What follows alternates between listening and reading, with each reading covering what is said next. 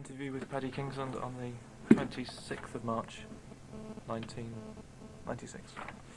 The first question is obvious. How did you get the commission to write the music? How did that come about? Well, I was working at the Radiophonic Workshop, which was, I've now looked up, in 1974, and I'd been there about 2 years, I suppose, and doing various things like sort of radio jingles and theme tunes, those sorts of things. And the show came in, and as always, the organiser at the time, whose name was Desmond Briscoe, gave out the work to the various people who worked there, and fortunately he gave that one to me. He was notable. You mentioned the earlier on. You mentioned Quatermass and the Pit, and he did all the sounds for that in his early days at the Radiophonic Workshop. So this was a nice one to do, because a lot of the music that was done there was just ordinary music, really, and it was quite nice to have something where there was a real kind of reason to have electronic music in it, which there was in the changes. Were you able to sit down and watch the whole series before you started? No, I had the script, and they described what it was all about, but I just watched them bit by bit. I think we looked at some rough cuts, but we didn't really get them until they rolled off the production line. But they had described, extremely sort of accurately what was going on. How did you go about composing the score itself? What did you use? What machines or instruments did you? Well, in those days, the technology was a bit different from what it is now. So there were synthesizers then, and there was 8-track, so there was 8-track recording. There wasn't anything very much in the way of sequencers like nowadays with computers, which you can record dozens and dozens of different lines of music and play around with it and have it all there and change anything about it at any time, which is marvellous. In those days, if you put a track down onto 8-track, that was it. If you wanted to change the tempo, then you had to change that track and all the other layers that were associated with it. So, in fact, there was a lot more reluctance then to change things if they weren't quite right or if somebody didn't like them. However, it was possible to do quite a bit then, and we used natural sounds quite a lot. Used a lot of bits and pieces of to make these sort of abstract noises. There's all sorts of pianos being bashed and combinations of different things. I remember the noise, which was the thing that carried on when they were in trouble. I think I used about 12 different layers of continuous thrashing, awful sounds in that, and built it up to make it sound as horrendous as possible and sort of ear-piercing. And it is actually, when you listen to the tape, we've just heard a bit, it does sound quite sort of annoying. Yes, well, I remembered it. Yeah. Did you work in terms of themes for characters? Or yeah, I've always done that, and we also worked in a sort of way of having atmospheric music for different things. There were some Sikhs in the programme, and we used some Indian type music. Yeah, where we had there were standard musicians in the series as well. There was flute, and there was also sitar in places. There was quite a lot of percussion, which was played by Terry Emery, who was in the BBC Symphony Orchestra, who were based at Maida Vale Studios anyway, so that's where the Radiophonic Workshop was. And there were horns and trumpet on the closing theme. And I think there are various other bits and pieces that I can't remember what. But basically it was sort of electronic music with various other things brought in on top, because it wasn't a huge budget for doing this, as you can imagine. I used guitar on it, and there were quite a lot of percussion. And so the method of working for the different episodes was to spot the music, so with the director, go through in the film editor and sort out the bits where they needed incidental music and why, how it was. And then I was given a copy of I can't remember if I was given a copy of the film, because we did have film playback facilities at that time. It might have been a video cassette. I think it probably was an old Philips video cassette with the timings on. And then I went away and wrote the music to that, using a metronome click against the picture, finding the various sync points, and going from there, having that on one track of an 8-track tape recorder, and then adding various layers. That's what I was going to ask you. How accurate were you able to make the music fit the action? Well, I haven't seen the thing all the way through, but I think it wasn't too bad. I think we hit quite a lot of the cuts, but we weren't writing the picture as we do now. I mean, nowadays, if I've got some music to write to the picture, I have the picture in front, synchronized with the music all the time, and I do a hell of a lot of tweaking to get the thing exactly right. And the subtleties you can create them, marvelous if you just get the music exactly in the right place. The other thing you can do is you can get little phrases between lines of dialogue, so nothing clashes with the dialogue. It just sort of happens around it, and the ordinary effects which are there. So you can be much more precise now, and it is very effective. In those days, it was much cruder, unless you had enormous amounts of time, or unless you had the luxury of being able to shoot the thing to picture, which of course we didn't have then. We could do it vaguely to picture, but we couldn't exactly synchronize to picture.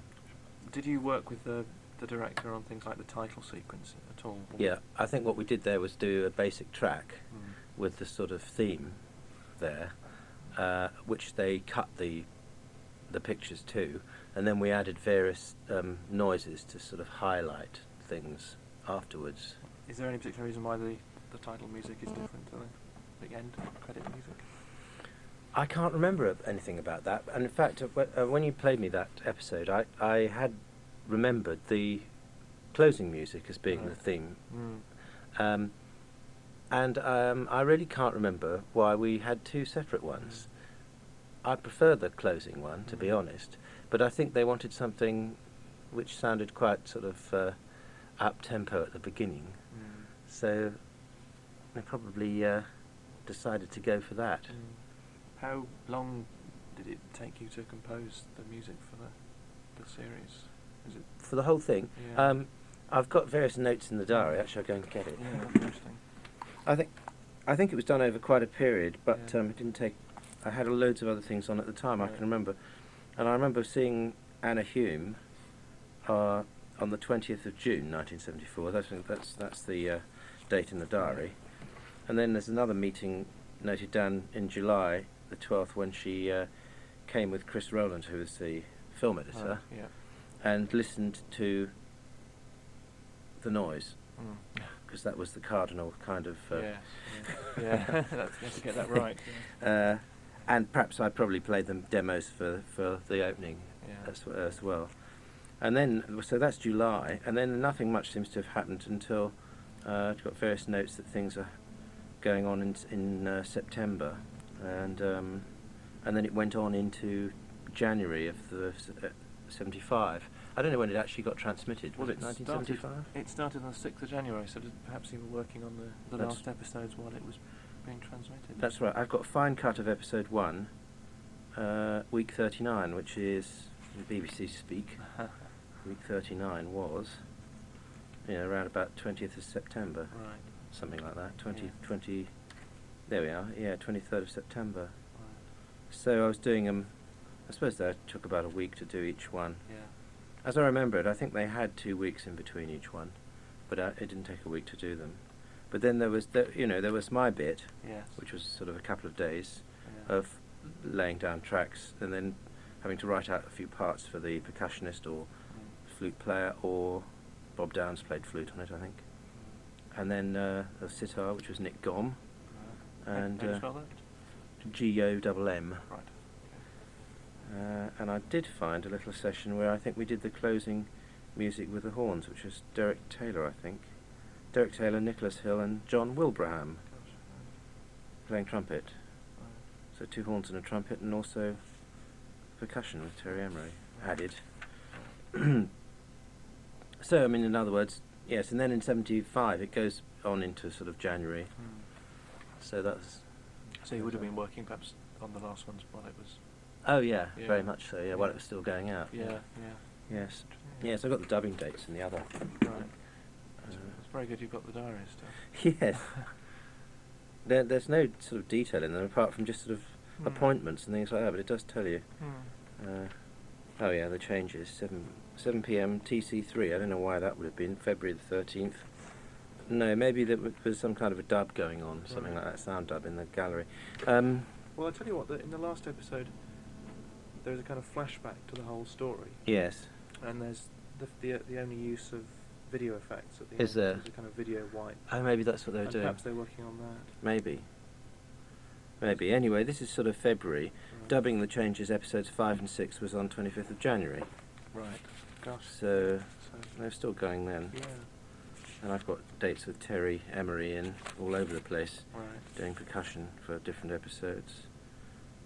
31st of January, John Prowse, as a thing. So I was obviously still working on it. Oh yeah, the dubs for 7 and 8 were on the 1st and 2nd of February, so that was a deadline for that. And then presumably 9 and 10 somewhere later. There we are, yeah, 13th seems to fade out, but I'm sure, yes, and Thursday the 30th of February. So it obviously went on to the end of February. So that, gosh, yes, because it only finished on the 10th of March, so that was quite.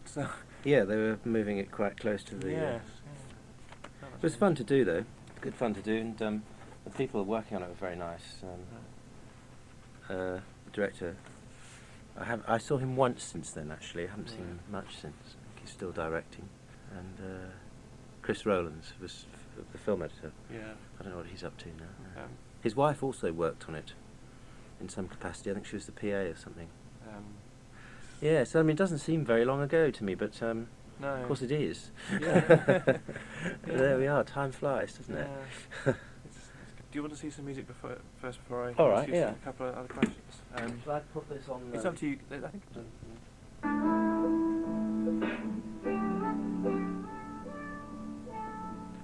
So what were you saying about the original theme? So there was a theme for the girl, for Nikki, and then there was this thing that we're hearing now is meant to be really for the sort of travelling and moving thing, but it's sort of preempted.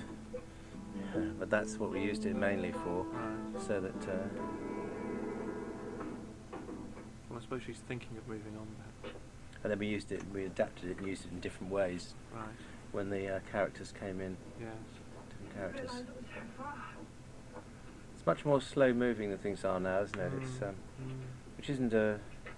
Isn't a bad thing. It's quite interesting. Yeah, to see it. I mean, I think it's a good thing actually.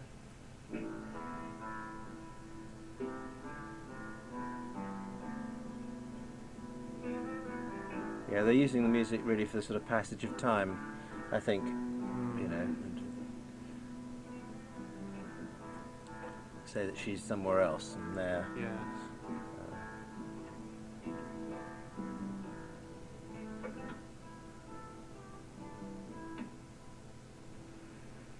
Sorry, we're wasting tape here. I'm just watching the telly. You got plenty of tape on here. Yeah. Well, I've got 45 minutes.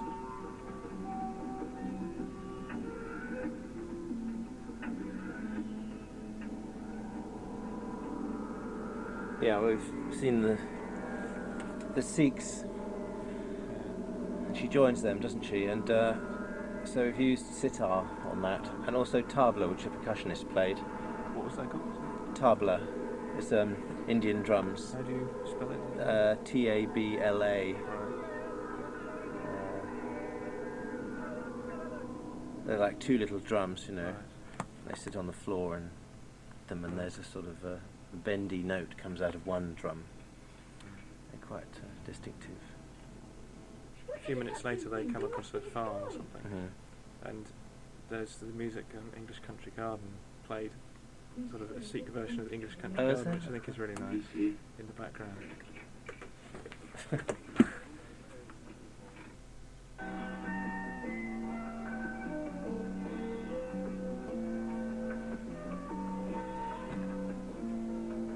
Do you know noticed the music sounds pretty amateurish in the first episode, and it's actually getting better now. Right. So I think it was a case of learn while you earn, and sort of it was one of the first things I'd done in that kind of field.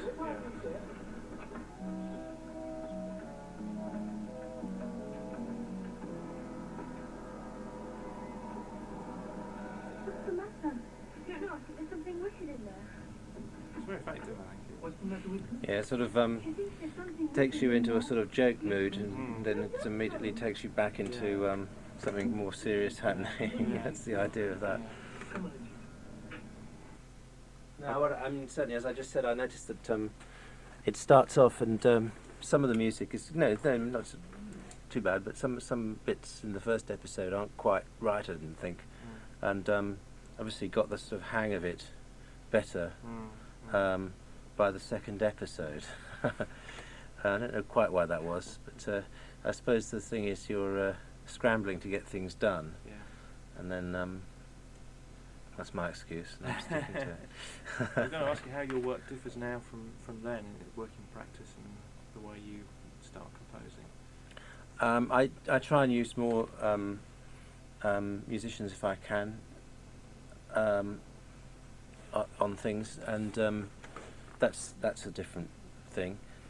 As I said before, there's a lot more control over the way the synchronization of the thing. I think I take much more trouble than I ever used to. I mean, partly because I want to. That's I suppose the big part of it, but also partly because of the sort of opportunity and the amount of time I can spend on it, because it's up to me, how much time I spend on it, rather than the sort of constraints of if you're working in some way where you don't have that much time. And the technology's so much better for writing music now, for pictures. So that varies. Also the equipment, the sound quality's improved quite a lot, and some of the sort of sounds you can get are quite astonishing on samplers and sequencers nowadays. Having said that, lots of people produced extremely good work, all through the sort of 50s and 60s, doing this kind of thing in the 70s.